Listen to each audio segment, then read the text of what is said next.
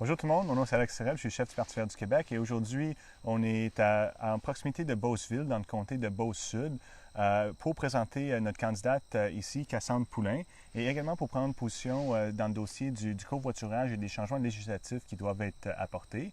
Donc Cassandre Poulain, c'est quelqu'un qui a grandi ici dans la région de la Beauce. Elle étudie présentement pour devenir électricienne. Quelque chose de quand même très intéressant, surtout qu'il y a très peu de femmes qui étudient dans ce domaine-là, donc bravo. Et parallèlement, on poursuit un bac en administration. Donc, on est vraiment content d'avoir Cassandre Poulain ici pour nous représenter en Beauce-Sud. Et elle va vous parler maintenant un peu de ses priorités pour la circonscription et aussi sur notre position dans le dossier du covoiturage. Merci. Dans le fond, pour faire court, au niveau des transports en commun, c'est pratiquement inexistant ici dans la circonscription. Il y a à peu près quelques autobus qui passent pour faire vraiment ce qui est appelé la ronde de lait, en fait, dans la région, qui passent dans le fond de village en village pour se rendre à Québec. C'est à peu près le seul transport en commun qui est possible. Ça passe même pas dans tous les villages. Donc, c'est quelque chose qui est un peu dommage parce que ça limite les possibilités des gens. La plupart des jeunes ici, les adultes, en fait, tout le monde a besoin d'une voiture, ce qui est quelque chose qu'on décourage au Parti vert, qu'on aimerait bien se débarrasser. Ce qui rend aussi le dossier du covoiturage assez important parce que, dans le fond, le covoiturage, le problème, c'est que présentement, on ne peut pas faire de profit sur le covoiturage. On doit absolument seulement couvrir les frais d'essence et une partie des frais mécaniques de la voiture, mais c'est vraiment quelque chose de minime et c'est quelque chose qui est très difficile à calculer. Donc, le problème qui est arrivé, c'est qu'une dame qui roulait justement pour pouvoir faire du covoiturage des autres personnes a été arrêtée et a reçu 500 $ d'amende par l'inspecteur du... Le bureau du taxi. Bureau du taxi, c'est ça, excusez. Par le bureau du taxi. Puis ça, en fait, ça fait en sorte que cette personne-là, en fait, pas seulement cette personne-là, ça décourage les gens de pouvoir faire du covoiturage, qui est une option qui est beaucoup plus verte, parce que présentement au Québec, à chaque jour, on a des milliers de sièges dans les voitures qui sont en fait laissés vides, parce que les gens, généralement, sont seuls dans leur voiture pour se rendre au travail, pour se rendre n'importe où.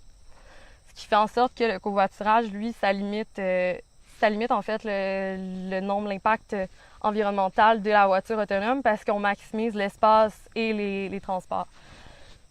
Ce qui est dommage, en fait, justement, avec le covoiturage, c'est qu'on devrait vraiment changer les réglementations puisqu'il faut en fait pouvoir promouvoir les gestes verts.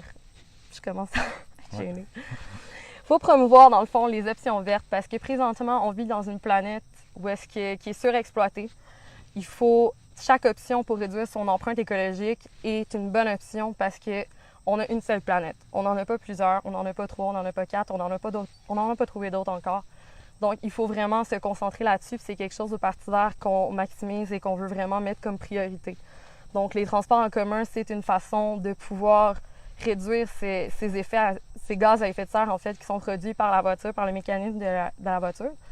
Donc, on espère justement, on veut défendre que les gens puissent utiliser le covoiturage comme option plus verte et pouvoir ainsi réduire l'impact environnemental dans leur voyage. Ouais. Bien, merci beaucoup, Cassandre. Donc, évidemment, très en lien avec le programme du Parti vert sur ces enjeux-là. Quand on parle de transport en commun, on ne parle pas juste des régions comme Montréal ou des grands centres urbains. Il faut quand même avoir des options de transport en commun dans les régions. Et le covoiturage, même si c'est pas aussi bien que le transport en commun, c'est quand même une forme de transport en commun. Et donc, un gouvernement du Parti vert là, abolirait tous les règlements qui empêchent le covoiturage. Et actuellement, vu que c'est interdit de faire du profit, mais quelqu'un qui prend quelqu'un dans la voiture ne peut pas charger juste un peu plus là, pour son temps.